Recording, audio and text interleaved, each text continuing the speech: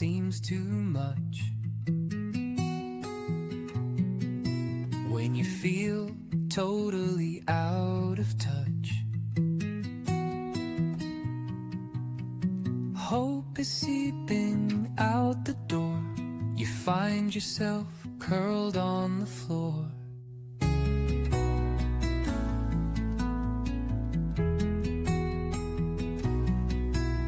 The thoughts swirl round all jumbled and messed. Why is this brain so darkly obsessed? I've secrets I've never confessed.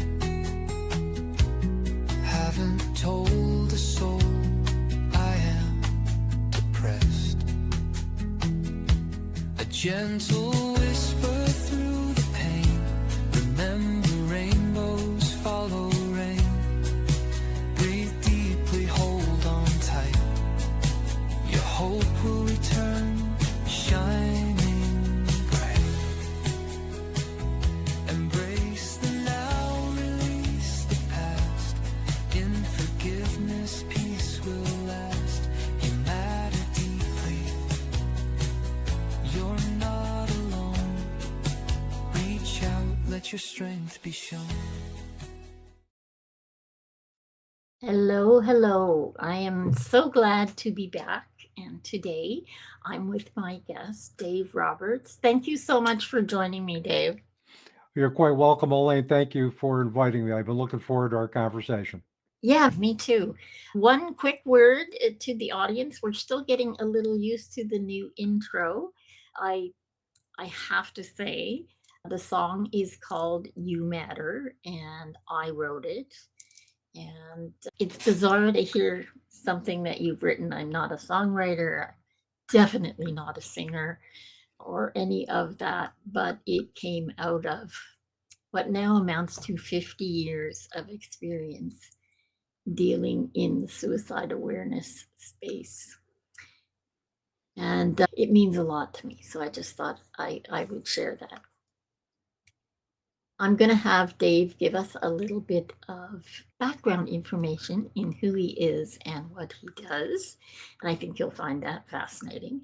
Before we get into his story, as per usual, we're just going to go ahead and have a conversation. I really am glad to have you here, Dave. Tell us a bit about you. Elaine, what seemed to be like a previous lifetime ago, I was an addictions professional working in an inpatient substance abuse treatment center in upstate New York. The majority of the clients we dealt with were not only had addiction issues to multiple drugs, but also had mental health issues as well, such as depression, schizophrenia, generalized anxiety disorder, you name it. So we were dealing with clients who also had a coexisting mental health diagnosis, which made treatment that much more challenging. I worked for, as I mentioned, for 27 years and retired in July of 2012 when I was 57 and had 30 years into both state and county retirement. Prior to retirement, I began working as an adjunct instructor at Utica University, where I was teaching the psychology department. I'm now an adjunct professor. I have been there for 22 years and currently teach primarily care of the human spirit, death, dying, and bereavement, impact of addiction on children and families, and recently a family stress and coping course. So, primarily courses I teach of a clinical nature and also a course that's related to the study of thanatology. I, a lot of your listeners might wonder, how did I jump from addiction to death? Yeah.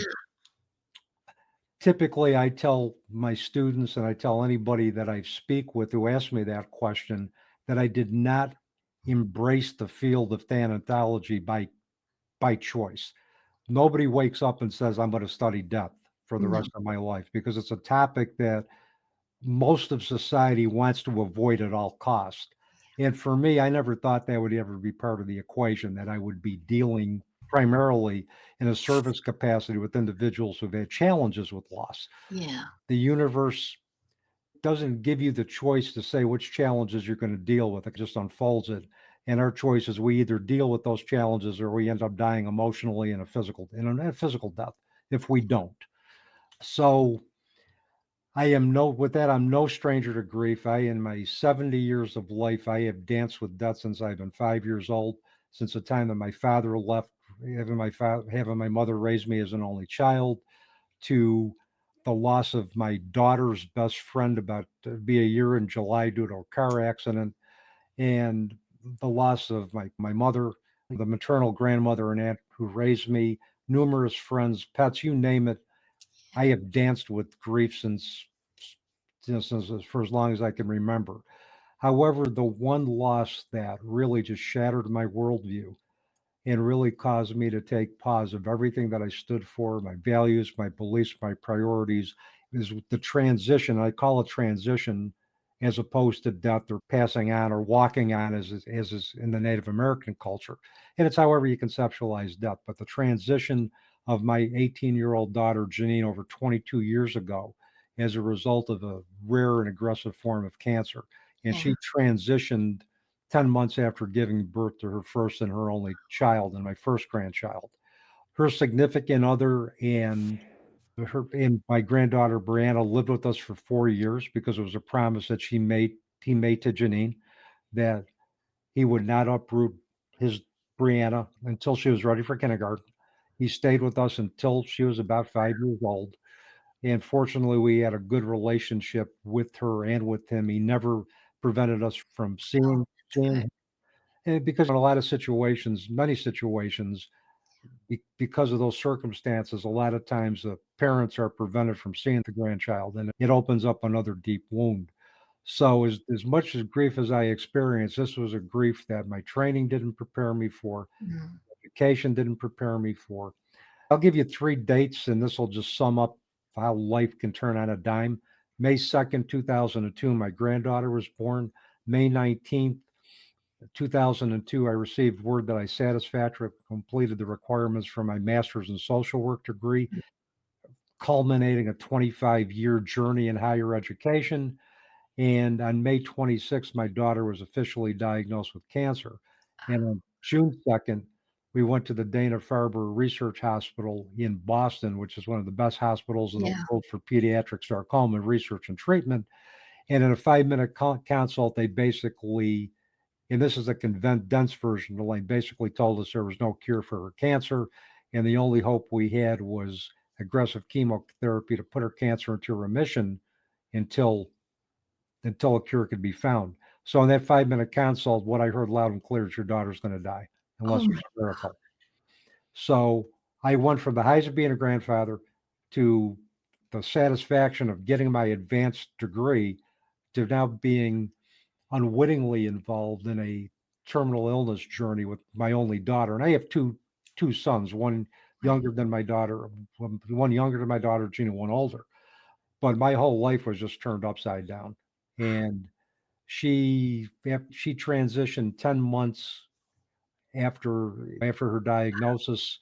She transitioned at home on March 1st, 2003 with hospice services. And that set me off on a path that I never even as a parent, I would ever embrace, but that thought I would ever even be a part of. I ended up embracing that path, which I know sounds a little strange given the context of loss, but I did embrace that path. And Mhm. with the help of support groups, with the help of gradually wanting to re-engage in life and try to do something positive through writing, through teaching, through doing grief workshops to try to help other individuals transcend challenge, I gradually began to re-engage in life. But the penultimate moment where everything just clicked for me was through pure serendipity, where I met a interfaith minister by the name of Reverend Patty Farino.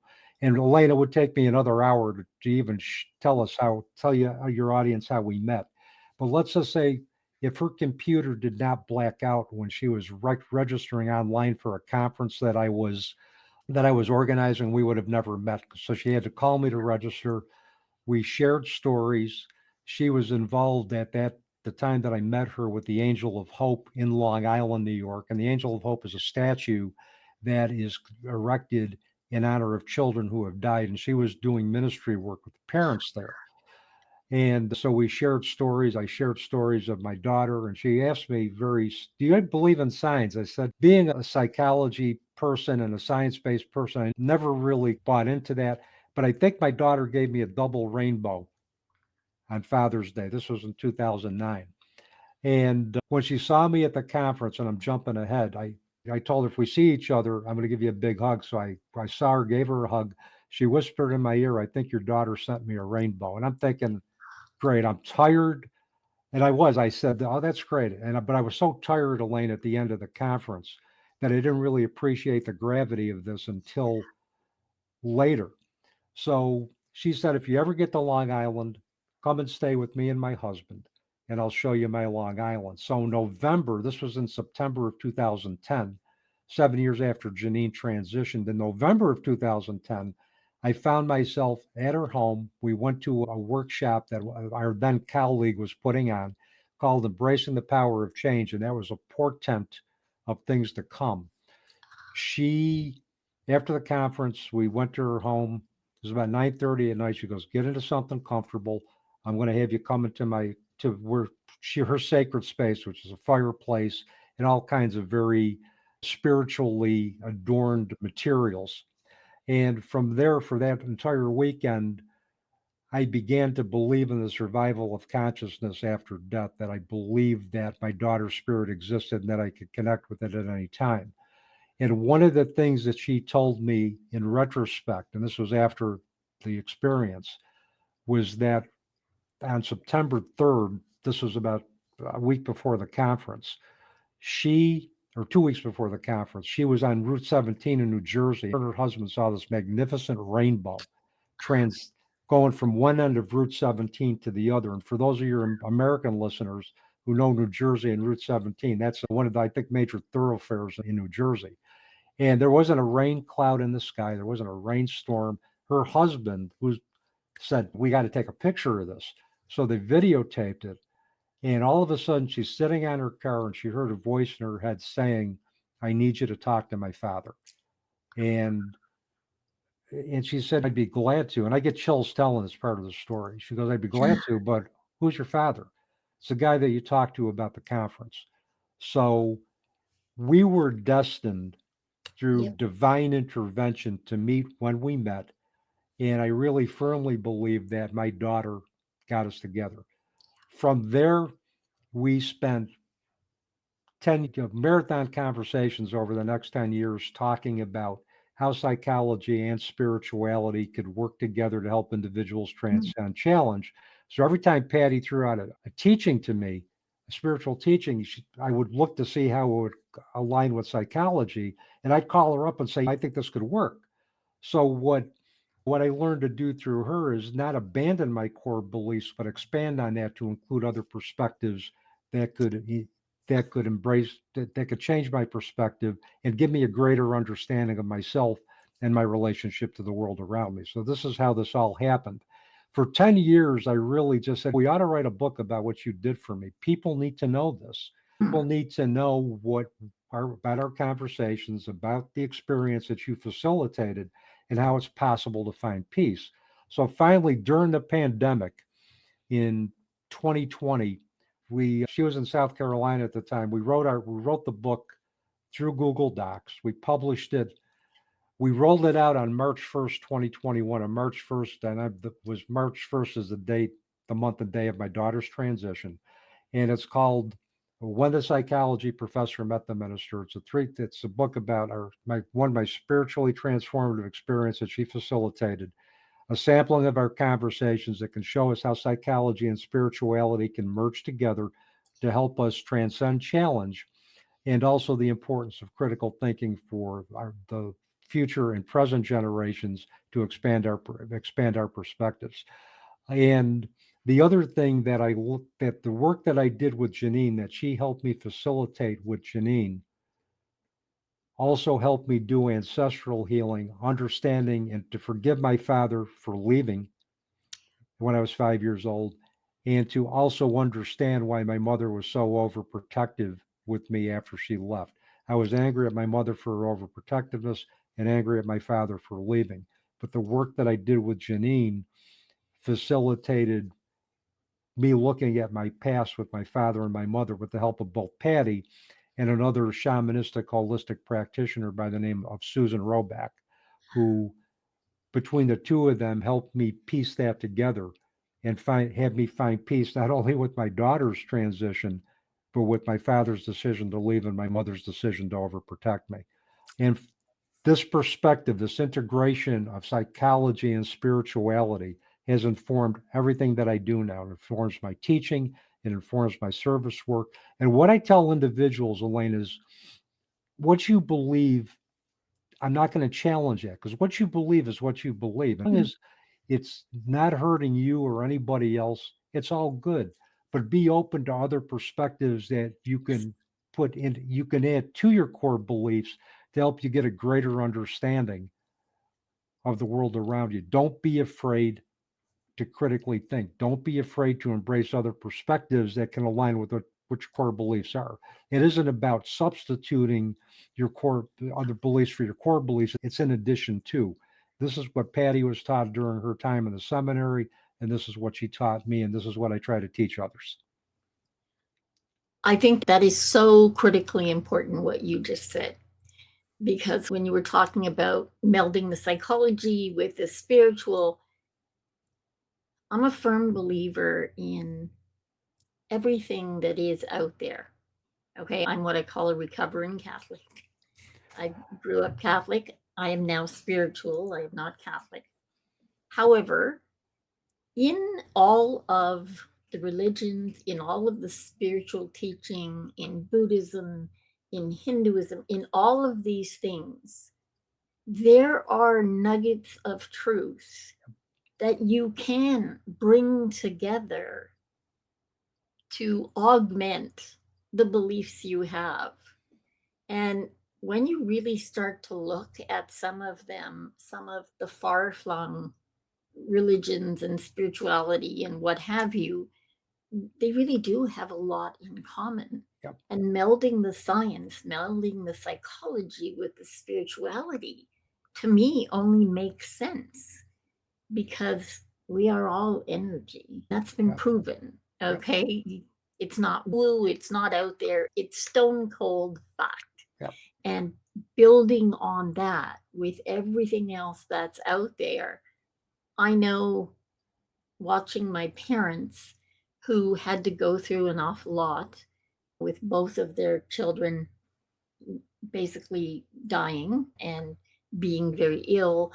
It's a lot to take, and other people in the family and their religion, that faith is what got them through those tough times. So that is something that I see valuable. It's not something I had. It's not something that I found within that religion, but I absolutely understood that they did, and it was a huge boon to them to make it through those tough times. Yeah, like you, I'm a recovering Catholic as well too, and I would be considered. I'm going to take a quote from one of my favorite authors, Kent Nurburn, who calls himself a guerrilla spiritualist, and that's what I am. I take a little bit of Buddhism, Native American teachings of animals and nature, some aspects of scripture and Catholicism, nature therapy, all of that informs my awareness of the world. Spirituality is very individualized, and it's about what practices are going to resonate with your belief system that are going to help you gain a greater awareness of yourself and feel connected to something greater than yourself and give us greater purpose. Spirituality, in and of itself, individuals that have a high sense of spirituality or place a high sense of importance on spirituality, it's protective against mental health, mental illness, against depression. Having that sense of spirituality gives us a sense of purpose, not only to ourselves, but to others. Yeah. And a sense of connectivity, which is what we need as human beings. We were not made to live in isolation. Absolutely. Absolutely. Yeah, I don't think many animals were made to live in isolation, but particularly not humans. Yep. And one thing that I find sad is that in the Western world, we have gone to the nuclear family. And that really, I think, leaves a big hole in learning. And the what is it they say, it takes a village to raise a Mhm. child. Yeah, it really does. And I'm very fortunate because my parents not only brought me to Canada with them, but instead of bringing material goods, they took that money and they brought my grandmother and my aunt with us because family is what's most important. Yep. And that's how I grew up. And those were the things that mattered. And I think I'm very blessed to have been brought up in that sort of a family. We certainly were not perfect or quiet or any of those things. And we were pretty much dirt poor, but we lacked for nothing in terms of joy and understanding that being together and laughter doesn't cost anything. No. And my version of family when I was growing up was all the relatives were kind of like close to each other. Everybody lived within a few blocks of each other. I lived with my mother, my maternal grandmother, and my maternal aunt. Together, they raised me. So that was our idea of family. And I even believe in the Native American culture is that they have a very extended meaning of Yeah. family Yeah. where the uncle might take the role, let's say, of a counselor to a child because the father may not be objective enough for whatever reason to be able to do that. And I'm paraphrasing, and I don't, in Yeah. terms of what I Yeah. understand, but everybody who's affiliated with the extended family has some type of a role with that child. And we can learn a lot from that in terms of the definition of family, that it goes beyond the nuclear family, and that literally it does take a village and it takes a group of individuals outside of the family to raise that child and to instill them with the principles that are going to allow them to make a positive mark in the world. Absolutely. And because we came to this country so far away, it was just my mom, my dad, myself, Yep. and my grandmother, my aunt, and then my parents had my sister. So we were a very small family, but you gravitate to the people like you. And so we have an extended Canadian family of Scots people that just became aunts and uncles because we were our little port in a storm because we had the same beliefs. We came from the same strata of life, if you will, in Scotland. And that's how it was done. And when my Uncle Alec got ill, my parents took in my Aunt Margaret and the boys. And when my father's sister died, my Uncle Alex stepped up in like 10 minutes and put my father on a plane to go home to Scotland to deal with that. I was 7 years old at the time. And it's just when you see that as a child, those are the things that really impact you. Yep. And it wasn't that we were a great big family because it was just my sister and I, but seeing other family, like big families, was really interesting because we didn't have that. But the close knit, we often saw it in the people that had a lot of kids. They had that same very close knit, everybody kind of looked out for somebody else. And that's my grandmother used to say all the time, needs must. And as a kid, I thought that was the stupidest thing to say. I thought, what the hell does that mean? But as an adult, I understand. Yeah, it needs must. When you need, you must find a way within the family to function, to go on, or everything stops. Yep. And I come from hardworking people who were not afraid to get down on their knees and work hard. It was just the way it was. And I'm very grateful for that. Yeah, and my mother modeled that too. She always worked hard. She never complained. She always was grateful for what she had. She instilled a moral fiber in me where I knew right from wrong. She was very supportive of anything that I did. And I think as I got older and I started looking back on my relationship with her, there's a lot of things that I wish I had done differently. And hindsight's always 2020. But I've made Yeah. peace with that. I've in silent prayer to her. And that's the other thing I've learned. It's just not Janine who's in my circle. It's all my other ancestors who have gone before her. Yeah. Janine is part of this great universal oneness that that can influence everything that I do. And it's just not her, it's everybody else that has meant something to me in my life, that has had an impact, that is now on the other side, that have walked on, that have passed on, that have transitioned, that I draw inspiration from every day. Yeah. And on my desk, I have an ancestral altar where Oh, I have wow. pictures of my father, pictures of my mother, my Yeah. grandmother, pictures of my daughter, and also my two beloved cats. I have their cremains as well there too. So it's like anytime that I want to remember or connect, all I got to do is look. And this is something friends and I were talking about last week. In the past few weeks, it's the age we're at. Okay, a bunch of our friends are losing their parents if they haven't already. And we were talking about the fact that in our family and in some of my friends' families, my two youngest grandchildren are at the 11 and 8. And my grandmother died in 1985, so they never met her. They didn't even get to meet my mom because she died in 2012. And yet, when we're having dinner, when the whole family's together and we're talking about something, they'll often make a joke about, oh, Gran would have done such and such, or Granny would have liked whatever, because we talk about Yeah. everybody that's gone so much. They're with us, and the kids feel the same way. It's only the older kids that got to meet any of the, like my grandmother or my aunt or what have you. And it's really interesting because it's up to us to retain those memories, Yep. because all the wisdom, all the goodness, all the joy they brought to us in life, I love that we get to carry that on by maintaining their memories. And I do the same now with my friend Andrea and the other people that I have sadly lost to suicide, because I think it's really important that we say their names. Yes.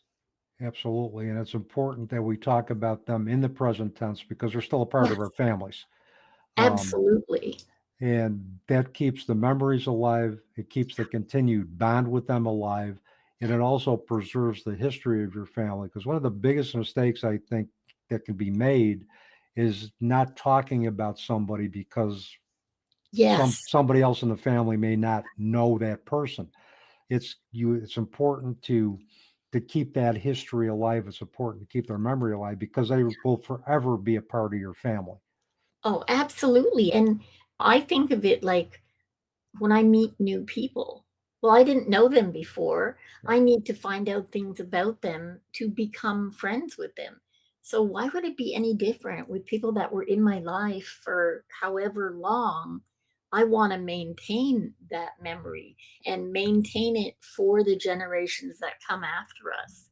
What is it they say? If you don't remember history, you're doomed to repeat it. Yep. That Absolutely. goes for the good stuff too. You want to maintain the good stuff. You want to keep the traditions alive. You have to pass those on. And I think Friedrich Nietzsche, the German philosopher, said something to the fact that, and I'm going to paraphrase this: if you deny your past, you deny your existence. Absolutely. Absolutely. So the past is everything I did in the past has dictated the choices I've made in the present. Everything in the past is Yeah. connected with the present. If you take a look at Native American crow medicine, crow is, and this is in Jamie Sams's and David Carson's book, Medicine Cards: honor the past as your teacher, honor the present as your creation, honor the future as your inspiration. It's past, present, and future all coming together to help us determine the kind of world that we want to live in and help us to co-create our own reality in conjunction with the universe. Oh, absolutely. And just one thing you had said, you talked about your two cats. I think it's really important that we also maintain the pets we've had in our lives, because it's the only way that we can teach children how to manage death and not be terrified of death, or not be, I was terrible.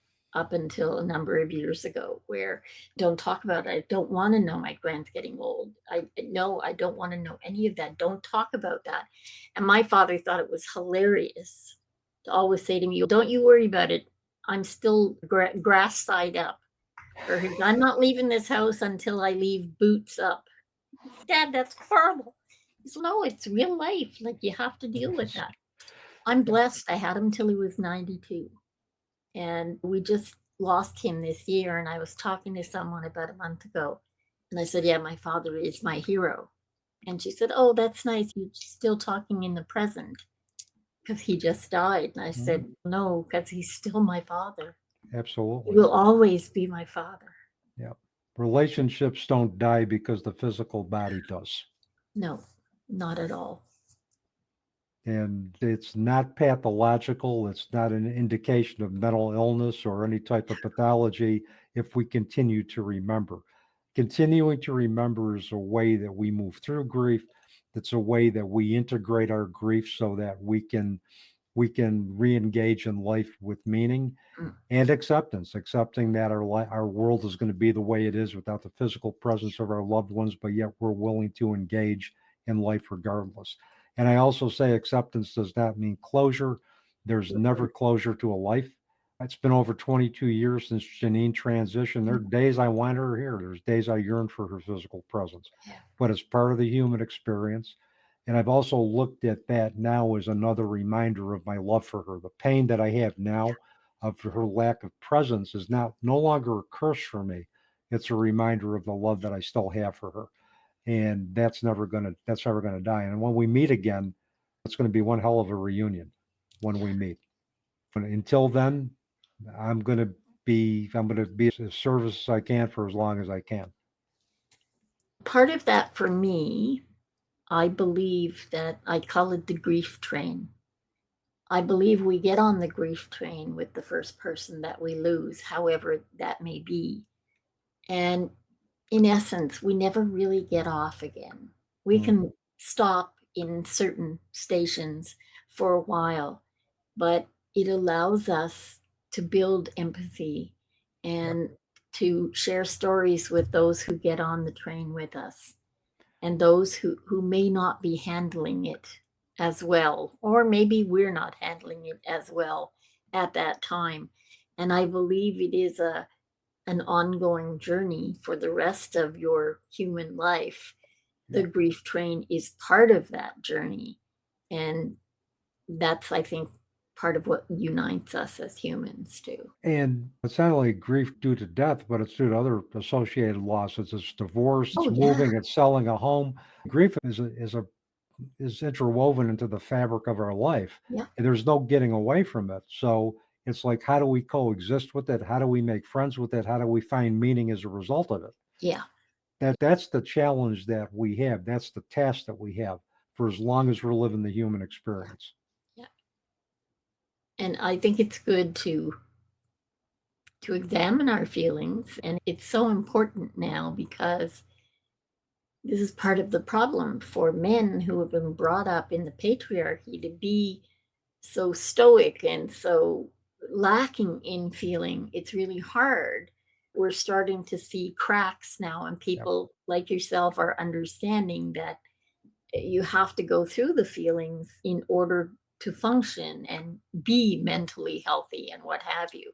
And those changes, we're making incremental changes now, thank Yep. God, because we lose way too many men because of the silence and the stoicism that it's no longer that kind of world, and we need to be super open Yep. about people being able to share their feelings with those around them, and also taking the time to reach out to people, particularly the men in our lives, and just ask, are you okay? Really, are you okay today? Because a lot of times people just say that and somebody will say fine and leave it, and the next thing you know they're gone, because fine is not a good answer.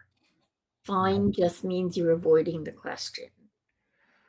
And I think part of it is sometimes I think society's belief that men are supposed to be tough, are supposed to Yeah, handle, be the problem solvers, take their family's yeah, problems on their shoulders and be the protector of the family. But men feel just as intensely as women. We just deal with it differently. We may not emote, but we work through our feelings either through activity, through problem solving.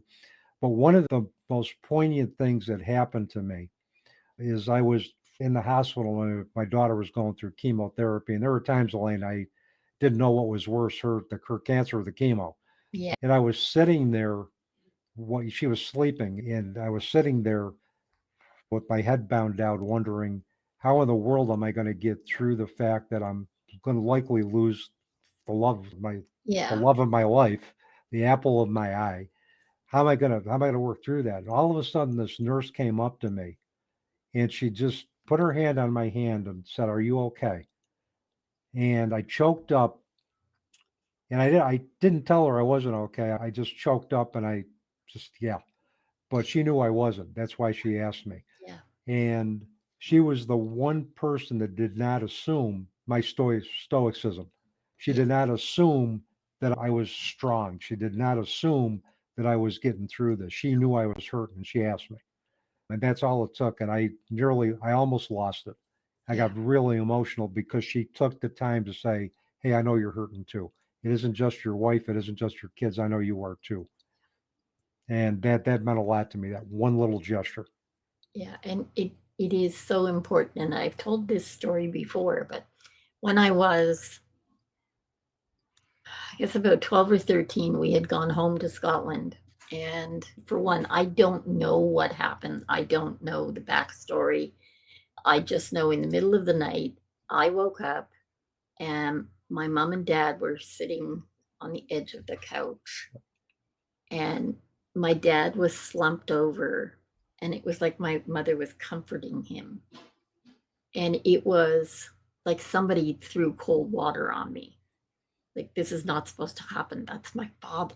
Like, he's the rock. And my mother knew that I was there. And my mother tried to work through this with me for the next few months because it completely changed how I felt about my father. I was so confused as to what was going on. And as a teenager, it was just that time of hormone soup and everything is, I wasn't allowed to go to dances and yada. And I can remember saying to my mother, "Oh, I don't even like him." And she said, "Do one thing for me. If you never do anything else, I will never ask you for another thing. Do not ever say that to your father." I thought, okay, that's weird. And it was only maybe a couple of weeks when, I don't know if I saw the light or what happened, but he was my dad again. And whatever had happened didn't matter because I didn't know. It was weird because I spent the next 2 years disliking my grandfather. And it wasn't anything that I should have disliked him for.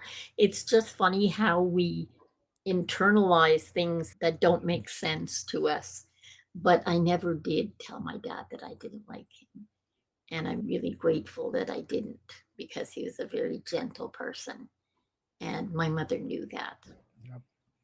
And yeah, and when we get to the afterlife, all of that stuff doesn't matter. All of the indiscretions that we had is with the human contract, all of the conflicts, it's all about love and light in the afterlife. And just from reading accounts of individuals who've had near death experiences, what Yeah. they've seen, what they've experienced, that's what it's all about.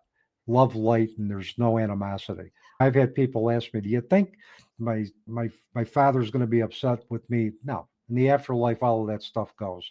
We live the human experience. We contract for certain experiences with each other in this lifetime. Our souls contract, and it's all meant, the experiences that we have are all meant for the evolution of our soul and the greater and for the karmic resolution of past lifetimes of interactions. But the human experience, we're not supposed to understand that to that. We're not supposed to remember all our past lives because it would basically, Oh my God. Yeah, it that would, would it be would weird. basic, yeah, it would basically interfere with the contract we had in this lifetime.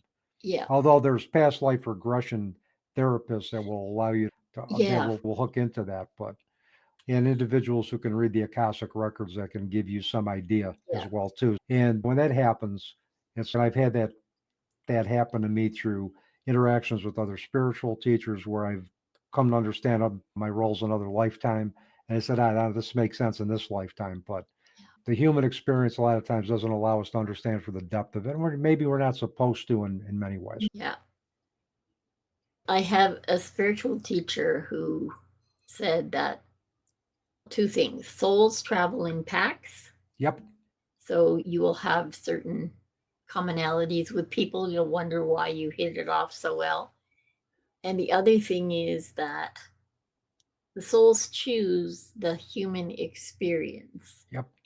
And that's, some people are into roller coasters and some people are into the teacups. Yep. And roller coasters aren't necessarily the greatest things No. if that's what you choose. But those who choose it, you always have that free will Yep. to change your mind. Absolutely. The soul has free will to stay in an eternal state of energy. They have the free will to choose their existence. And what they said about soul packs, it's very similar to the work of Brian Weiss, who talked about the same group of souls will travel through lifetimes together, and they will Yeah. contract with different relationships with each other for the Yeah. evolution of the souls of that group. So it's very consistent with Weiss's work Yeah. with past life and past life regressions. Yeah, my spiritual teacher, I will say one last thing. My son, a few years into my working with her, he nicknamed her the holistic missile because she got right to the heart of the matter. I like that. That'd be a heck of a brand. Yeah, it was. She's retired now, but yeah, we took it and ran with it. I would have too. That's priceless. Yeah. This has been a very interesting discussion. I can't say how much my heart sits with yours for Janine and what she had to go through with and what you went through with on behalf of her as well. I love that you have a granddaughter that allows Janine to still not just be with you, but also be with you in that bigger sense, which I think is really quite wonderful. I like to leave our audience with one little tip or tweak that you use every day that just helps you make life a little better. I'm going to take this from one of my favorite books, Tuesdays with Maury by Mitch Albom. And Maury Schwartz Maury Schwartz was a Jewish agnostic, but he was very spiritual. Okay. And he embraced meditation, he embraced Buddhism. One of the things and this sticks with me, and I think he asked Mitch Albom in the book, if there's a bird on your shoulder, and that bird told you that today is the last day of your life, how would you choose to live it? So for me, I would tell everybody, live each day as if that bird on your shoulder is telling you it's the last day of your life. How would you choose to make that day meaningful? Oh, that's wonderful. And that's what I live with, because I'm grateful. As I get older, I'm grateful for the fact that I get up and take nourishment in the morning. I'm grateful for God, the universe, that has given me another day of life to do what I love doing. So I try to live each day as if I got that bird on my shoulder telling me today is it. How are you going to choose to live it? Oh, that is absolutely beautiful. I love that. I love that. Dave Roberts, thank you ever so much. You'll see the link down below for Dave's book, and all the information will be right below us in the show notes and transcripts, along with Dave's bio, and how you can connect with him should you wish to. I thank you so much, Dave, for coming and chatting with us. I thank our audience for being here. And as per usual, I always say, make the very most of your today every day. And we're going to see you next time. So bye for now. Bye-bye. Thank you for being here for another inspiring episode of Suicide Zen Forgiveness. We appreciate you tuning in. Please subscribe and download on your favorite service and check out SZF's YouTube channel or Facebook community. If you have the chance to leave a 5-star rating or review, it'd be greatly appreciated. Please refer this to a friend you know who may benefit from the hope and inspiration from our guests. Suicide Zen Forgiveness was brought to you by the following sponsors. Truel Social Media, the digital integration specialists. Let them get you rocking page 1 in the search results. Canada's keynote humorist Judy Croon, motivational speaker, comedian, author, and stand-up coach at Second City. Judy has been involved for over a decade in the City Street Outreach Program in Toronto. Do you have a story to share? Do you know someone you think would be a great guest? Please go to szf42.com. And for our American listeners, that's szf42.com. Thank you for listening, and we hope to see you again. Through the pain, we all belong together in hope, because you matter.